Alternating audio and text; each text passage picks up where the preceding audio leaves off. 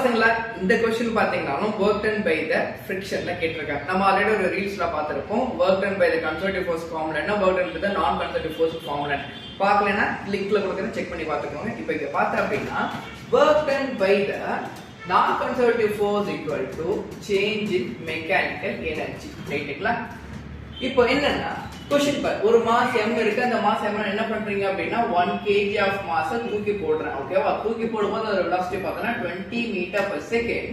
momentarily comes to rest at a height of 18. என்ன ஆகுது? 18 metre தான் போறான். போயிட்டு ரெஸ்ட்ல வந்துடுறான். அப்போ ஃபைனல் velocity நமக்கு என்னன்னா 0.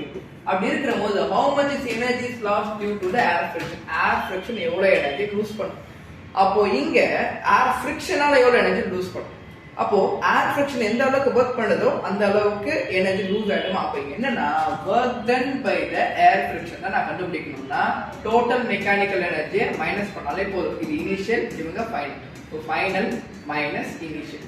முதல்ல என்ன பண்ணலாம் அப்படின்னா ஃபைனலா பார்த்தோன்னா கைனடிக் எனர்ஜி சுத்தமா இருக்காது, ஆனா பொட்டன்ஷியல் எனர்ஜி இருக்கும். எவ்வளவு இருக்கும் நமக்கு? m × g × h, m × g × h minus இனிஷியலா பார்த்தோம் அப்படின்னா பொட்டன்ஷியல் இருக்குது, கிரவுண்ட்ல இருக்காங்க, ஆனா கைனடிக் இருக்கும். எவ்வளவு நமக்கு? ½ mv².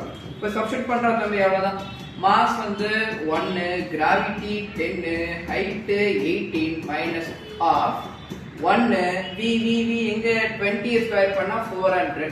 இப்போ கேன்சல் பண்ணுங்க. தட் இஸ் இது 180 மைனஸ் இங்க பாதினா 200. அப்ப ஆன்சர் பாத்தீங்க அப்படின்னா மைனஸ் 20 ஜூல்ஸ் இருக்கும். ஆன்சர் பாத்தீங்கன்னா 20 ஜூல்ஸ்.